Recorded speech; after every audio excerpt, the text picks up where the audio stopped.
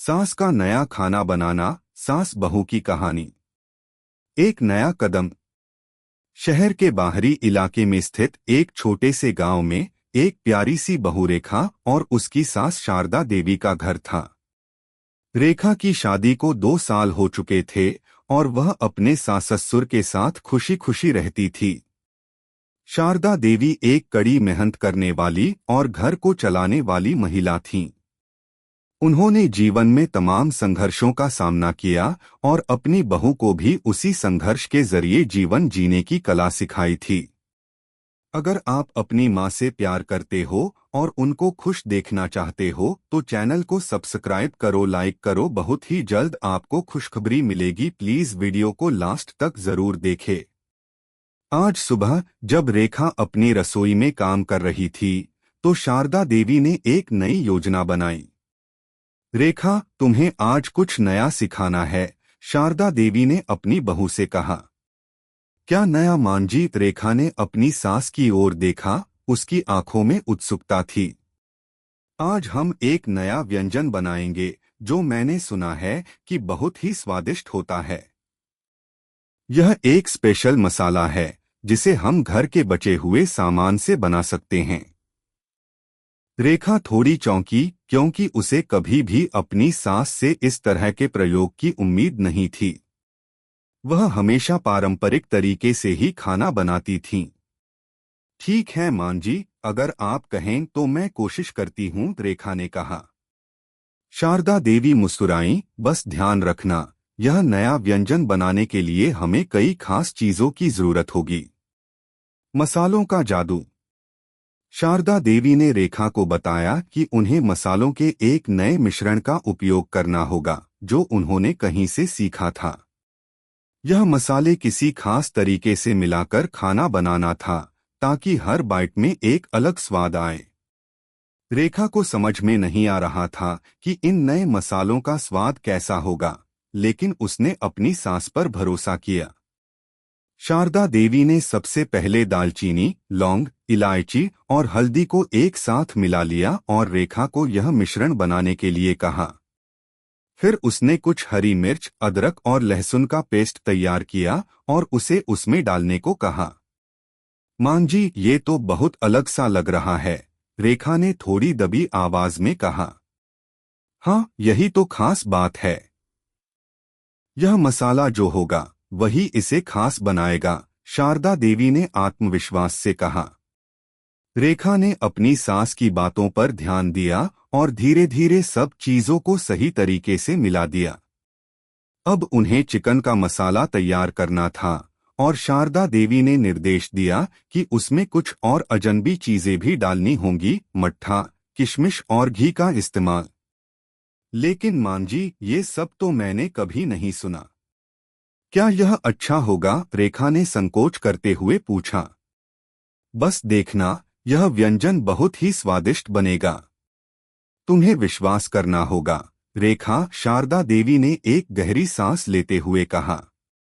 रेखा ने हिम्मत जुटाई और सारी चीजें मिलाकर पकाने की शुरुआत की।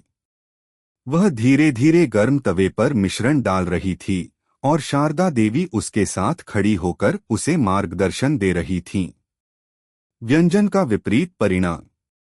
कुछ देर बाद रेखा और शारदा देवी दोनों ही खुश होकर सोच रही थीं कि यह नया व्यंजन सचमुच स्वादिष्ट बनने वाला है। रेखा ने चूल्हे से पैन उठाया और रसोई में फैल रही खुशबू ने दोनों के दिलों में उम्मीद जगा दी। लेकिन जैसे ही रेखा ने चखने के लिए एक चम्मच व्यंजन लिया, उसका चेहरा मुरझा गया। उसने धीरे धीरे चखा और फिर से मुंह घुमाया। मां जी, यह तो बहुत अजीब सा स्वाद है, रेखा ने कहा। क्या? शारदा देवी चौंकी। तुमने सही से चखा? रेखा ने फिर से एक चम्मच लिया और उसे शारदा देवी को भी चखने के लिए दिया।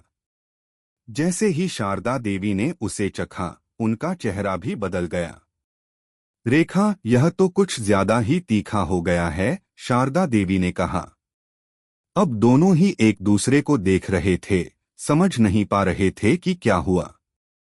वे दोनों ही जानती थीं कि मसालों का यह मिश्रण सही था, लेकिन इसका परिणाम उम्मीद से बिल्कुल विपरीत था। मां जी, क्या हम इसे फिर से बना सकते हैं? रेखा ने पूछा।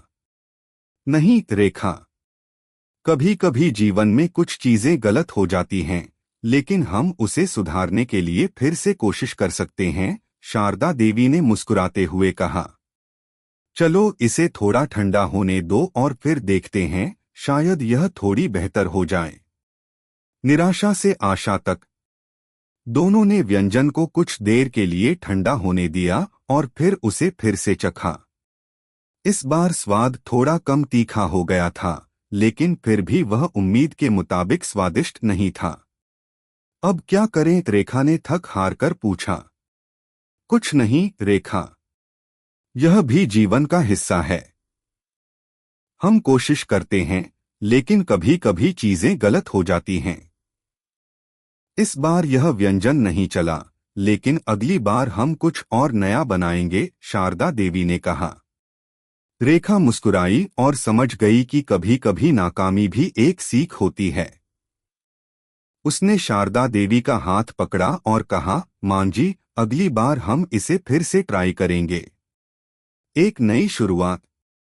शारदा देवी और रेखा ने हंसते हुए किचन की सफाई शुरू की। दोनों ही जानती थीं कि इस बार उनकी कोशिश सफल नहीं हुई थी, लेकिन अगली बार वे अपने अनुभव से कुछ और सीखकर बेहतर बना सकती थीं। शारदा देवी ने रेखा से कहा, याद रखना बहू, कभी कभी हर चीज सही नहीं होती, लेकिन जो मायने रखता है वह है हमारी मेहनत और हमारी एकजुटता। रेखा ने सिर झुकाया और कहा, जी मां जी, हम अगले प्रयास में जरूर सफल होंगे।